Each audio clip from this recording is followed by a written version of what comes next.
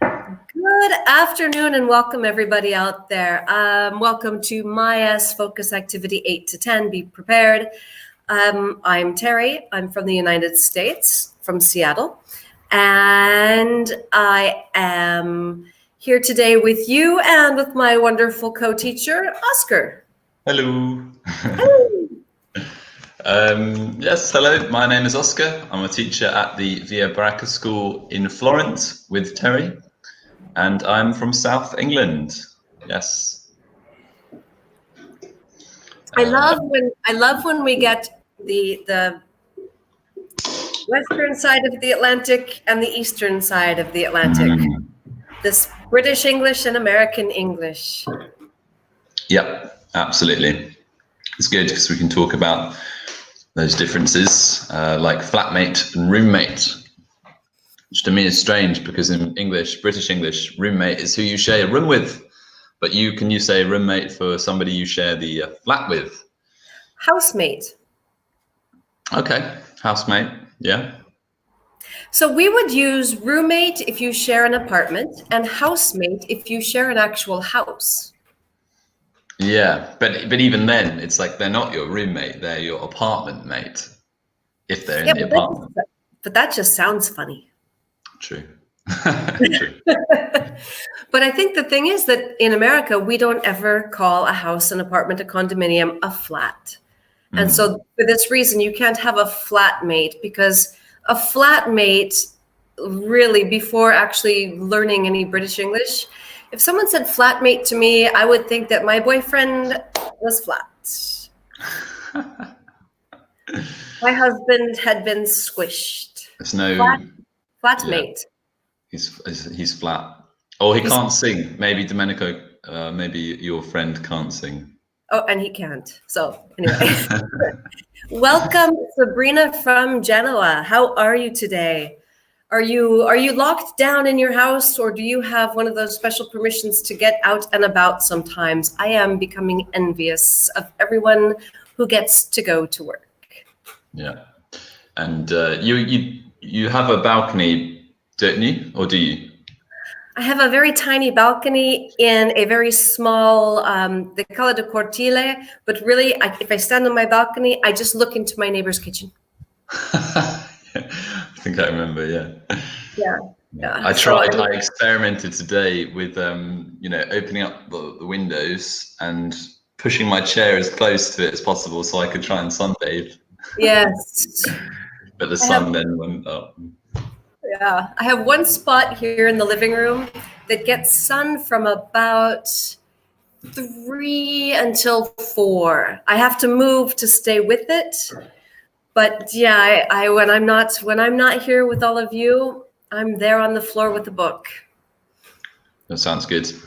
What a strange life. All right, so everyone, today we're talking about Be Prepared. I see that we've got several people with us, and Sabrina has introduced herself. Everyone else, please tell us your name and where you're joining us from. And as always, we really, really love interaction, participation, questions, comments. Join us here in the chat. I know it's not the same as face-to-face and verbal, but still, give us a chance to communicate with you. Yeah, and it's quite nice as well. Like, I know we've had Sabrina a few times, and it's nice to see the same people as well. It is. We kind of get to know them a little bit, even from this great distance. So that's kind of nice. All right, shall we jump in, Oscar? Let's do it, Terry. All right. So be prepared. In this focus activity, we're going to talk about modals. We're going to review some of those, their uses, especially related to giving advice. And we're going to talk about preparing for an occasion, and specifically different things that you should or shouldn't do when you're preparing for a job interview. So, Oscar, how many modals can you think of given 30 seconds to respond? Go. You want me to go now? Yeah. Should, could, ought to, must, mustn't, have to, don't have to, can, will, may, might.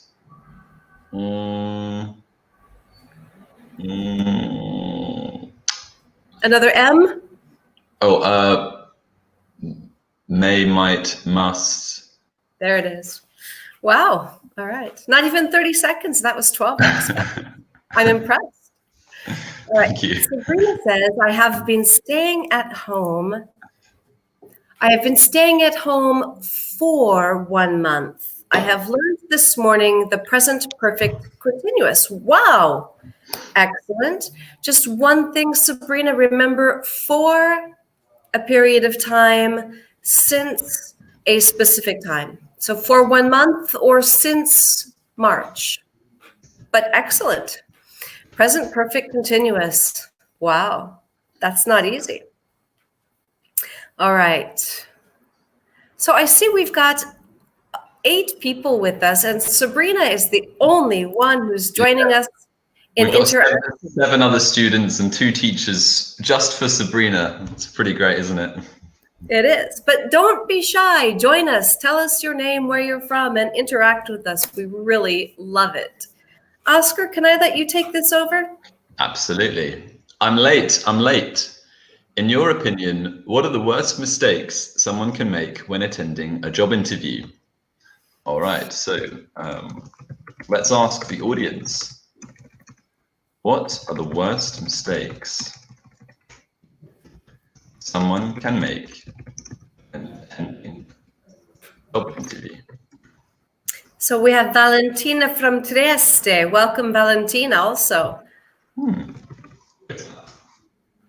Okay. So great question, Oscar. The worst mistakes. Well, they gave us one. Don't be late. Absolutely, yeah.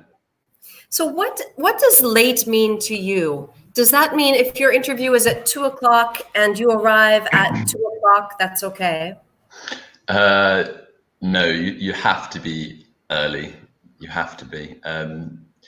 I don't know many places where it would look good if you walked in the door as it started. Like, well, they should be. Oh, okay, there he is. Like, you should definitely be early. 2 o'clock on the dot. Yes. Yeah, I'm here. Very punctual. Yeah. So you can any like 1 minute late is obviously far too late. So how early should you be to not be late? I think it depends, but I would say you should try and get there at least 30 minutes early, half an hour early. Really? Mm-hmm. Oh my God, then I'm always late. But you, Terry, I think you would be there, like you'd be camping at the door at 4 a.m. No, No?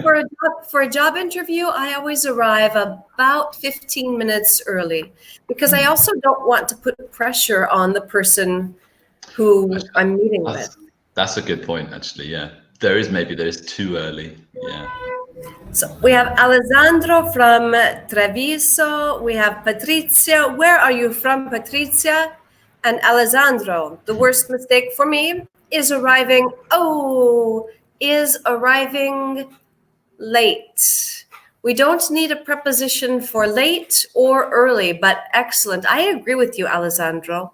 It is one of the worst mistakes. Mm-hmm. Sabrina, in my opinion, the worst mistake someone can make is to be rude or unfriendly. But you know, Sabrina, I think that's the worst mistake someone can make in life, not just on a job interview. What do you think, Oscar? Well, I think that's an exaggeration. To be rude is the worst mistake you can make in life. Okay, apart from murder. Okay, like those two, yeah.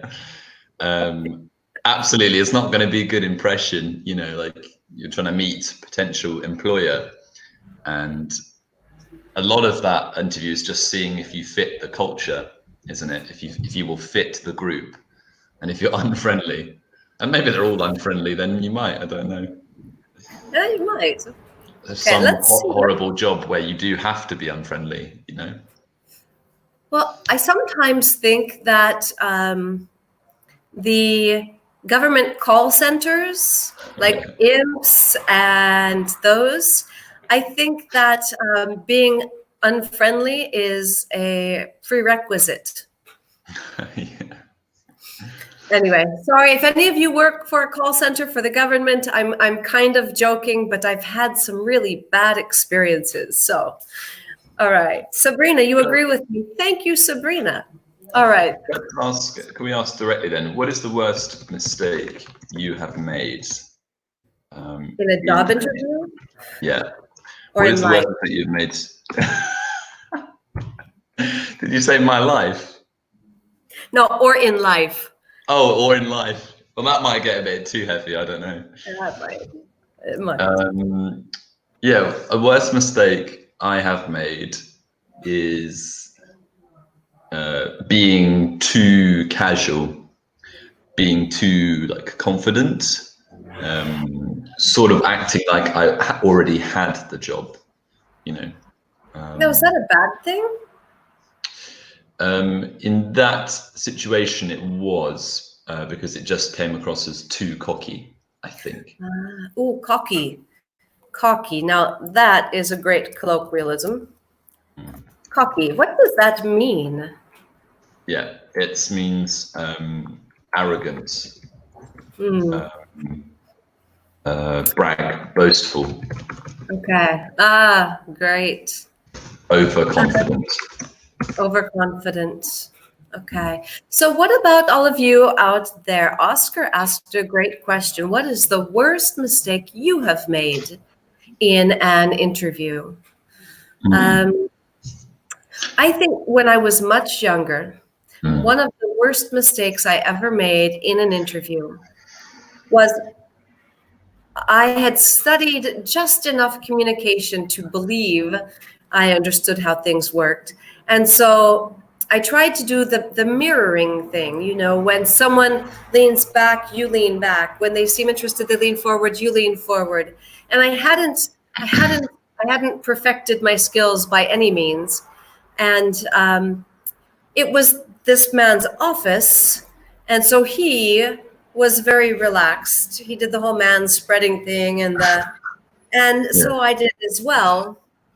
Not the man spreading thing, but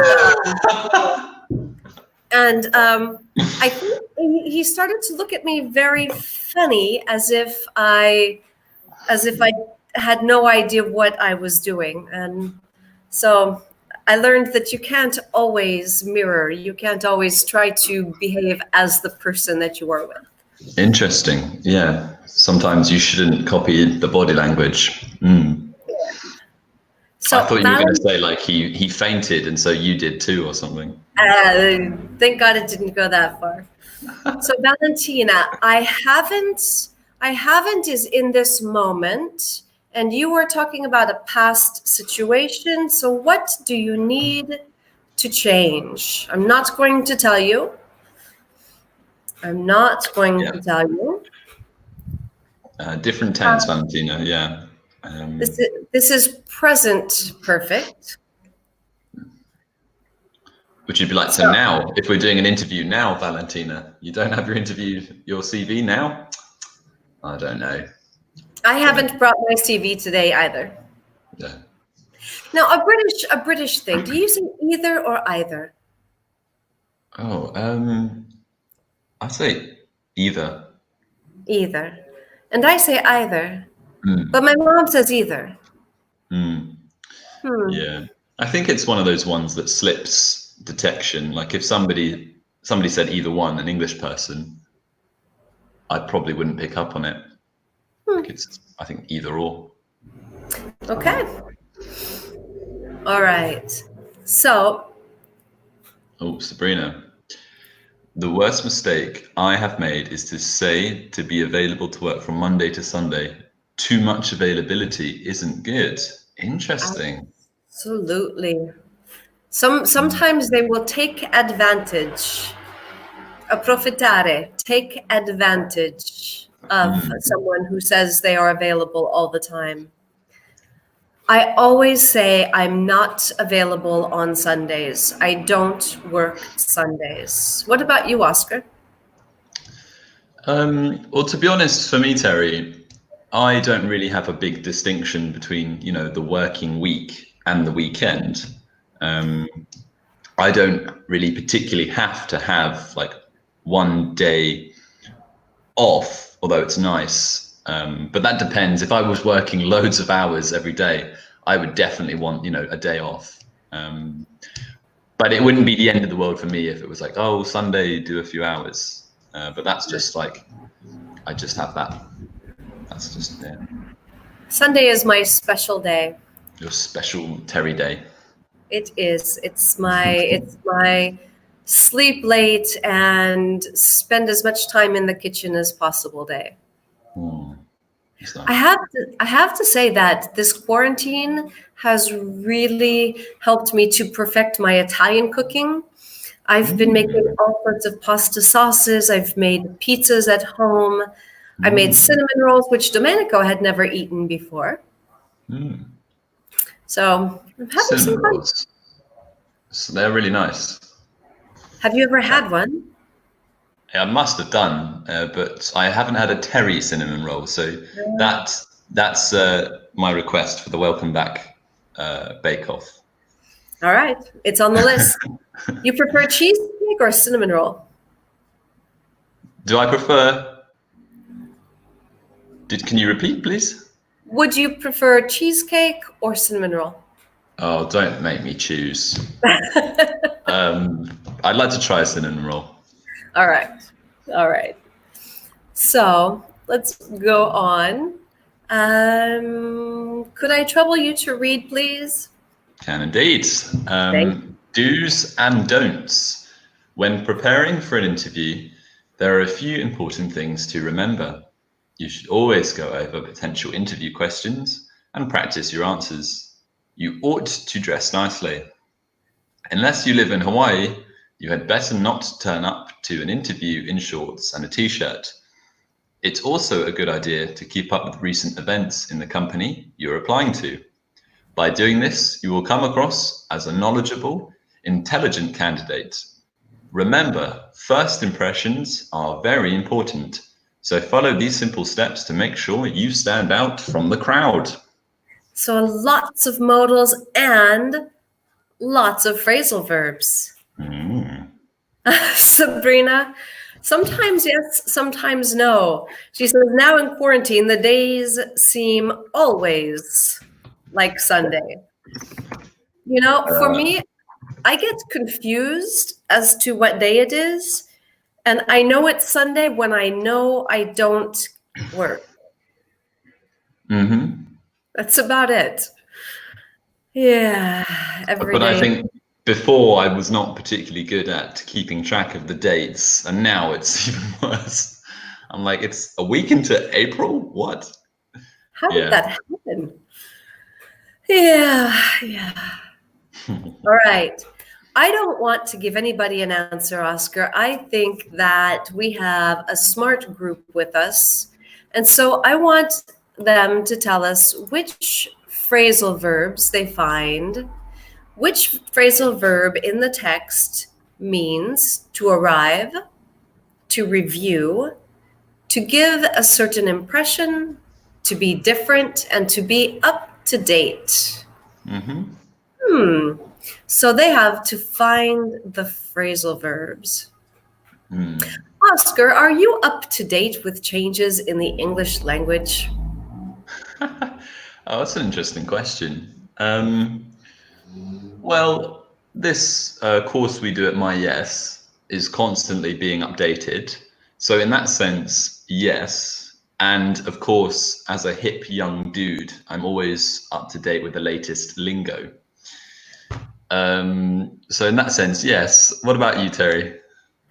Well, I usually think I am, but so a strange example about being up to date with the language, because language is a living thing. It does change. And so in 2010, I went to Iraq. At the end of 2011, I came back home. I went back to America. And my son, my youngest son, Aaron, picked me up at the airport. And we were talking about different things. And we went home and I was showing him some of the things I brought with me. And at one point he says, "Oh, Mom, that's sick." And I'm in my mind, because when I left for Iraq more than a year before, sick meant ill. It meant not well.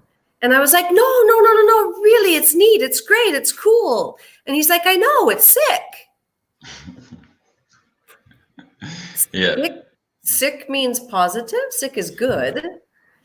So sometimes when I think I'm up to date, maybe I'm up to date with grammar, but I'm not up to date with, as you said, the new lingo. Yeah, it's very interesting how these things start. You know, I mean, someone use it, someone else spreads it. Like who can predict where these things are going to start from? These little slang words, and they go out of fashion quickly. These slang words, like Nobody you can't. says, Yeah. Go ahead. I was going to say you can't say radical nowadays. I love that word. I still use that word. I can't use it anymore. No, you can, Terry, but I can't. Okay, so Alessandro, Patrizia, Sabrina. I'm missing one. Valentina. Tell us which phrasal verb means to arrive. Type it over here in the chat and help us find the phrasal verb. And while we're doing that, there's another one that he said that, and keep in mind, this is now 8 years ago. Oh my gosh, 8 years ago. He said it's fat,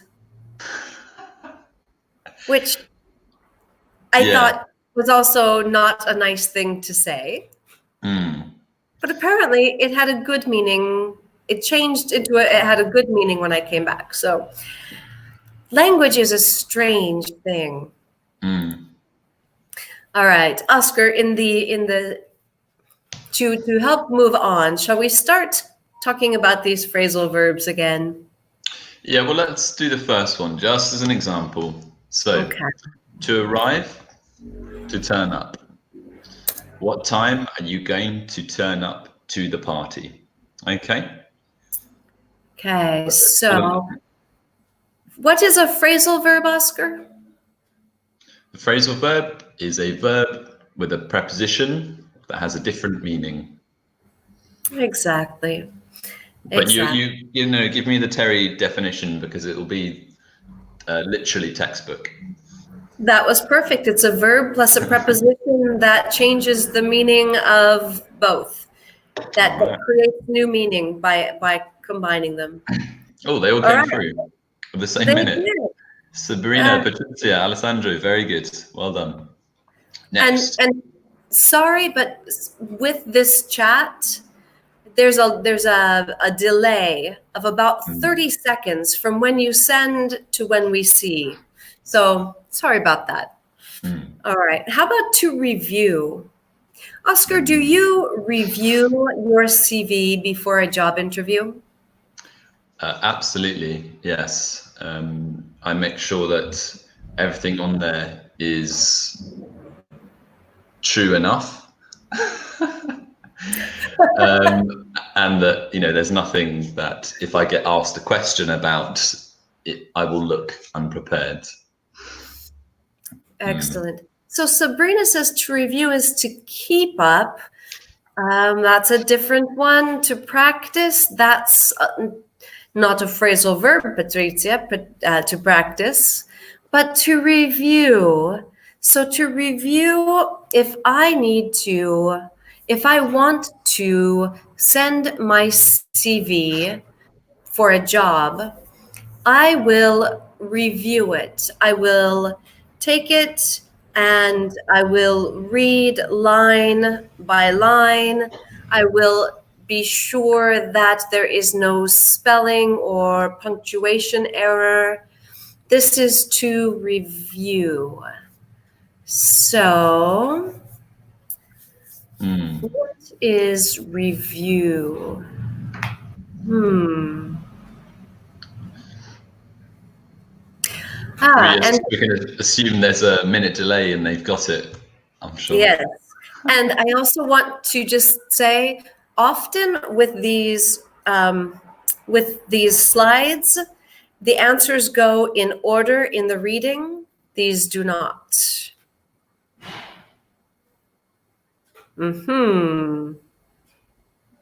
So, to review, Oscar, do you ever review potential interview questions before you go to the interview? Oh, good question. Yeah, absolutely. I think, what questions would I really not like to be asked, and then I prepare for them. Excellent. Especially, those annoying questions like, if you could change anything in the world, what would you change? You have to be careful. Oh my goodness. I know. Sabrina, yeah, well done. Sabrina got it. Excellent. Good you to go over. To give a certain impression. What kind of impression do you want to give in an interview, Oscar? Well, usually I want to give the impression that I am eager to get started, that I'm keen to get started, that I am keen to learn more and develop myself. Because I think when you are just starting out, you can't really, for your first jobs, point to a big long CV. You have to kind of sell yourself, as a person who wants to really learn and develop. So that's what I try and focus for. I think that's a very good thing to do. That's a great answer, as a matter of fact. So to give a certain impression. What about you, Terry? What's your brand? Well, it depends on the job that I'm interviewing for. For example, earlier this year, I applied for a job that 4 years ago, I would have been overly qualified for. But because technology changes and I have not had to use specific technologies, for example, Photoshop and different packages from Microsoft, I wanted to sell myself as someone who learns quickly and who is adaptable. Yeah. To give a certain impression, Sabrina, you're close, but that's a different one. So to give a certain impression is... If, for example, you want to appear knowledgeable or intelligent. Yes. You want to give... I would say that your brand is military efficiency, Terry. Well, unfortunately, that's my life. I'm hoping it's not truly my brand, because I'm really trying to distance myself from that aspect of overly precise. I don't do very well at distancing myself from what I know. Then you should wear more shorts and t-shirts. You haven't seen me at home very often. But you wear pajamas at home, I suppose. That's good. I love pajamas. Good, but yeah. You staying at home in your pajamas is not really your brand. No. That's like the real you. All right, so let's give them this one. To give a certain impression, I want to give the impression that I am knowledgeable or intelligent. So I want to come across as knowledgeable and intelligent. All right, to be different. To be different. So Oscar, how can Sabrina says she doesn't know. Good. Yeah, fair enough. All right, good answer. At least, thank you for interacting, Sabrina. We love it. All right. So to be different from the others, to be different from other people. Valentina, you rock. All right, and the last one, to be up to date. To be up to date. Sabrina, what was your last answer? And not I don't know. Yeah, I think it's a really good question, though, to stand out. Like, how much do you want to stand out in an interview? I don't know, Oscar. I think it depends on the job, doesn't it? Yeah. So if you're applying for a job as, say, a teacher, how much do you really want to stand out from the crowd? God, there's so many factors that go into that question. Sabrina got it, to keep up. Very good. Yeah. Yeah, again, like maybe depends on the school. If it's like, you know what they're looking for, you kind of know what the students will be like, you know the kind of teacher they want, then you will like mold yourself to try and fit the definition, won't you? I think that's pretty accurate. Now, if you are applying for a job as, say, an actor, I think you would really want to stand out from the crowd. You would want to be entirely different from the others. Yeah. Have you ever wanted to be an actor, Oscar? I like to think that I am good at acting.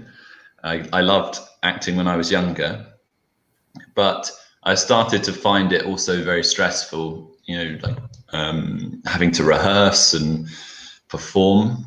So for me, no. Now I live in the shadows, Terry. I don't think so. I think you're quite out in the light there, Oscar. That's nice of you. All right. So we have talked about the different meanings of these different phrasal verbs. We've shown what they mean, different words that mean the same thing.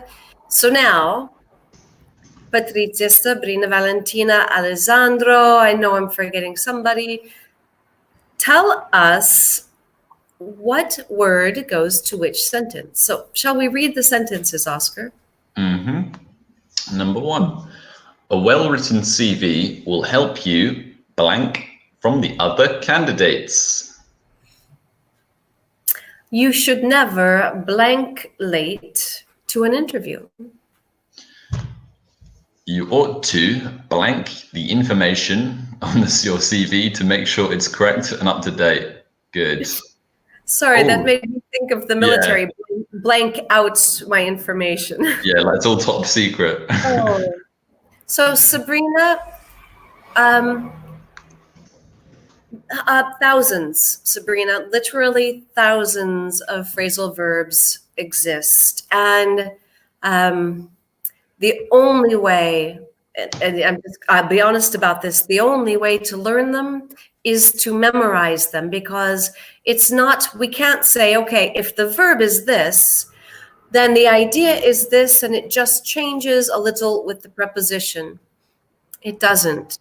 And the opposite is true also. It's not based on the preposition. Each one has a very singular, specific meaning, and there are thousands. I think it's one of the hardest parts of the English language. Yeah, I'm trying to find a number, but you can't really put a number on it because it's any verb, any preposition that we use, really. So it's a lot. How many phrasal verbs exist in the English language? Let's see what Google has to say. All right, so everyone says number 1 is stand out. There are over 10,000 according to Google. Yeah. It's quite a lot. So 10,000. Sorry. All right. Number 2, turn up. Excellent, excellent, excellent. Number 3, to go over. Fabulous. Number 4, come across. Oh, wait. I should read before I do that, huh? Okay. Number 4, come across as. In order to be a good candidate, you must new developments in your industry. Yeah, I mean, you could maybe say like come across, but not in this context, not really. You must come across as knowledgeable, but remember the phrasal verb joins the subject with the complement, and so this idea is all together. So, good, Alessandro, you must keeping up with? You must keeping up? Almost, you must keep up with.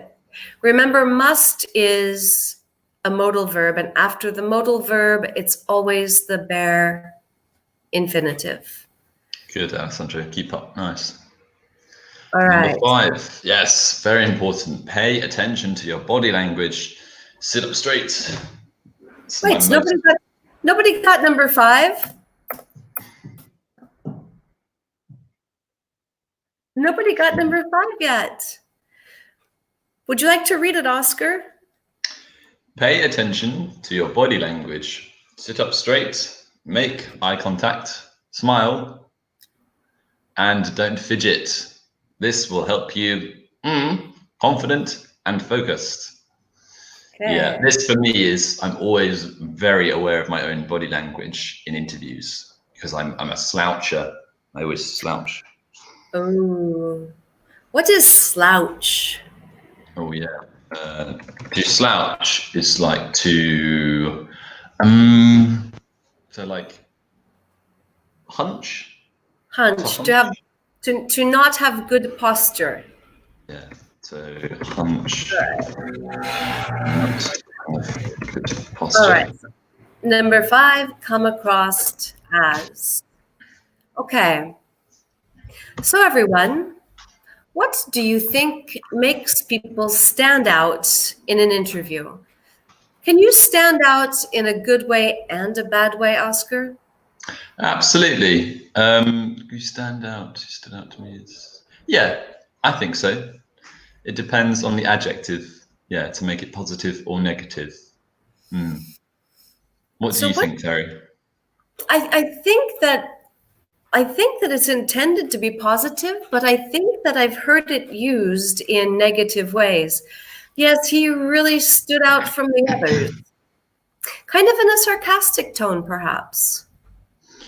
Yeah, I think it depends on the context. It could be negative, but usually it is positive. I think so. So what do you think makes people stand out in an interview? I think good, maybe good chemistry. That very difficult thing to put a number on, chemistry, but if they have a good relation, my English is failing me today. If they have a good manner and a good sense of humor and they fit with the company, then it's very easy for the employer to see them working for the company, right? They're like, oh, they could fit in here. Yeah, I can already imagine them working here because we're already friends, sort of. Yeah, I think so. I think that's a great answer. Yeah. What do you think, Terry? Well, I think that arriving early, being well prepared, and having a little something special, like maybe having really researched the company and during the interview, using some of the phrases that the company uses in their mission statement or their values statement. I think that really helps people to stand out. Yes. I think so. You have to try and look authentic, I think. Yeah, because a lot of candidates are going to a lot of interviews, and if it's obvious that there's no special reason you've come to that company, then you're not going to stand out, are you? You're just going to look like somebody who wants a job instead of somebody who wants to work for that company with those people. Exactly. Exactly. Mm. So one thing that makes people stand out in an interview is arriving on time and being prepared. So have you ever turned up late to an interview or another important event? Well, okay, so is being on time standing out? I think being I think being late is standing out in a negative way. Yeah. Um, I think arriving a little bit early but not feeling overly anxious can help you stand out. Mm-hmm. Yeah. Hmm. Being especially well prepared, like you said, would definitely make you stand out. Yeah. So, have you ever turned up late to an important event?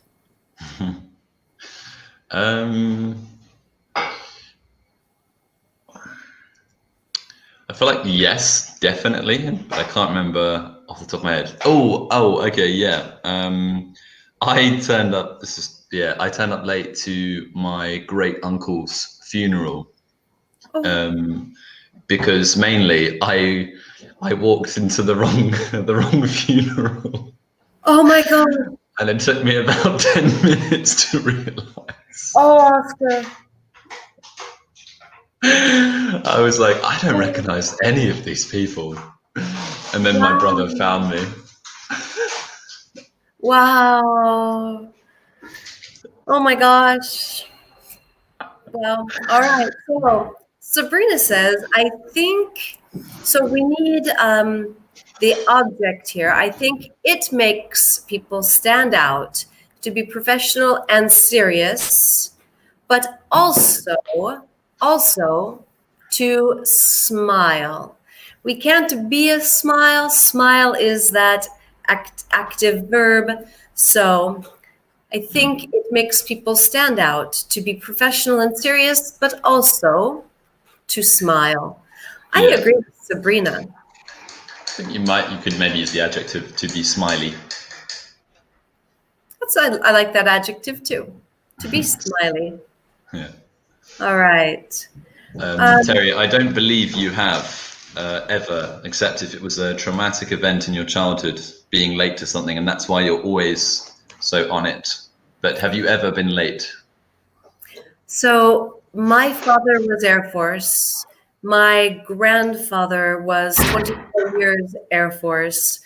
And in my house, if you were not early, you were late. Mm. So I'm trying to.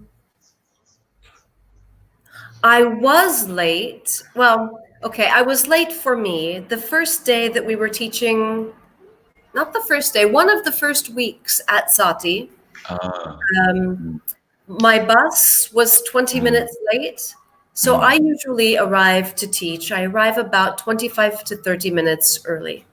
And because my bus was late, I arrived about 8 minutes before the class started, and I was in a complete panic. Yeah. Panic. Ah! Panic. Yeah, it was exactly like that, I swear. All right. um, so, what about all of you? Have you ever turned up late to an important event? So, Oscar, I want to tell you about somebody who turned up late. Go ahead. My ex-husband turned up late to our wedding. You're joking. No. Really? We were supposed to be at the church an hour before the wedding for pictures, and he turned up 15 minutes before because his best friend had taken him out and they got completely intoxicated and lost track of time. So he was 45 minutes late. Yeah. Okay. And how did that make you feel? Well, I drop kicked my bouquet. What, out of anger? Yeah. That's such a good image. You're just like, well, beep. Completely threw it in the air, kicked it, launched it down the aisle. Oh my goodness. So, and how did he, was it okay after that? He laughed. Yeah. So did I say he was my ex-husband? Anyway. Yeah, it's not a great start to the married commitment, is it? Just turning up late because you've been drinking with your boys. Yeah, not very good. So which would be late? Turning up late to your wedding or turning up late to a job interview? Patricia, okay, thank you. Well done, Sabrina. Have a lovely day. Good luck, smart working, and we'll catch you soon. All right. Thank you, Patricia. Okay. Sorry, can you repeat the question, Terry? Which do you think would be worse, turning up late to a job interview or turning up late to your wedding? I would go with the wedding, but it depends on the job. and the wedding. Yeah. What if it's like a Vegas wedding, a shotgun wedding? You know, if you're late to that, they're so fast, you probably miss it. Yeah, I think if you're starting off with that sort of a wedding, you're already too late. Yes. You can't be early for it. It's not possible. Oh my goodness. All right. So back to the job interview. Sorry, got off on a little there. Do you often go over possible questions before an interview? Yes, I go over possible questions before an interview because some questions, you know, we know how to answer, we're confident, but some questions can be very difficult.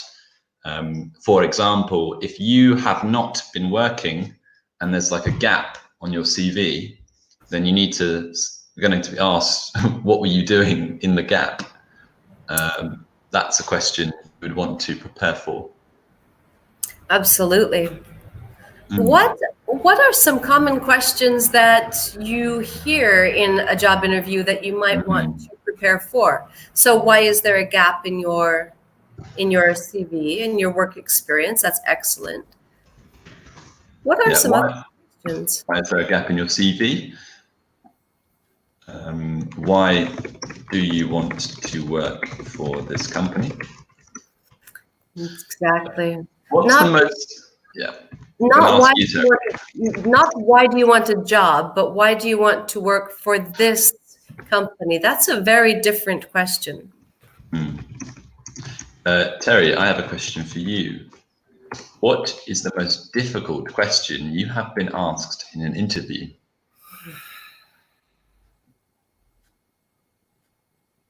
For me, I think the most difficult question was, well, one I remember was the question, if you had a magic wand, what would you change in the world?